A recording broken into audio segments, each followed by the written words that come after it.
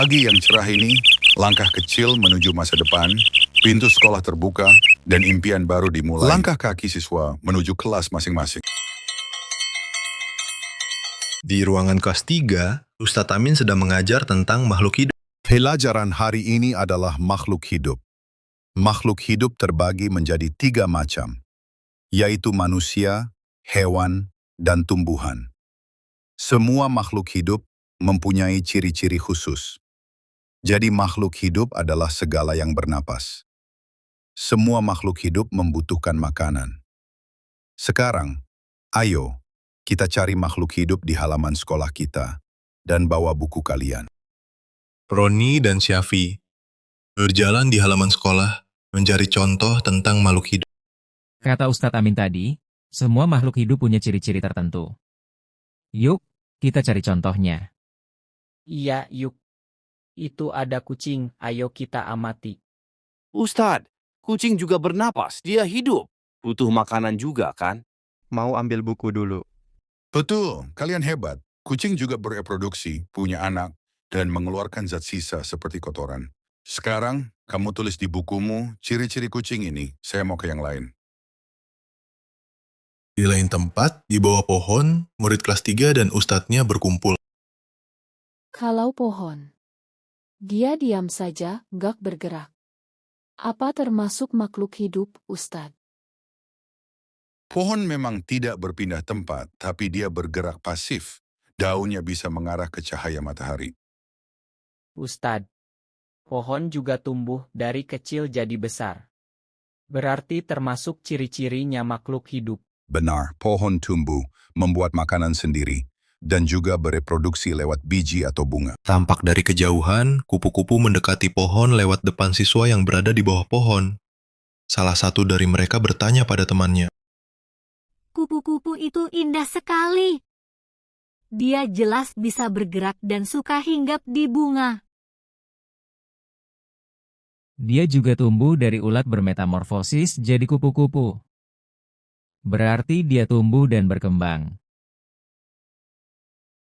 Kalau batu ini, Pak, apa dia termasuk juga makhluk hidup? Batu tidak bergerak, tidak bernapas, tidak tumbuh, tidak berkembang biak, dan tidak peka terhadap rangsang. Jadi bukan makhluk hidup. Berarti benda mati ya?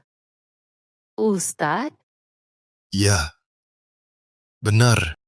Ayo semua kumpul kembali ke kelas.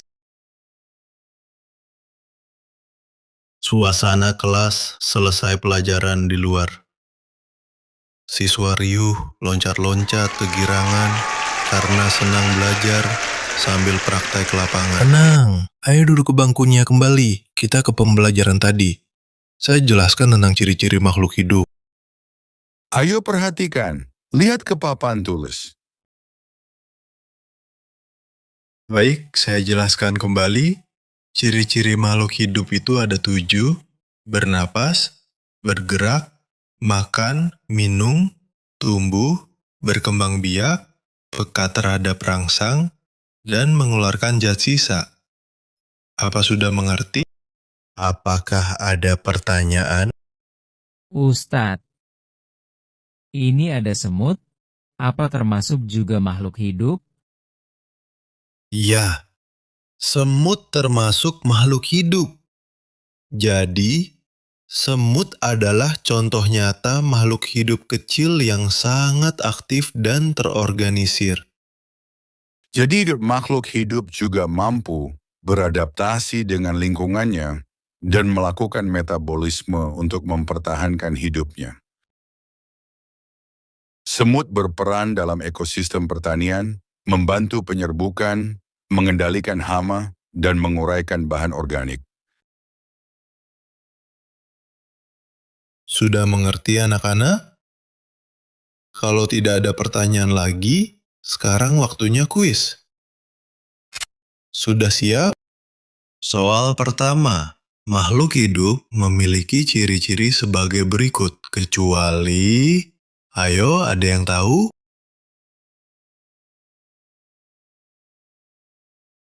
D. Ustadz. Benar, jawabannya D.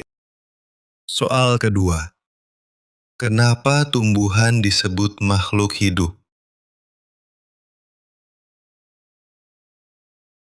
C. Ustadz. C. Ustadz. Benar, jawabannya C. Soal ketiga.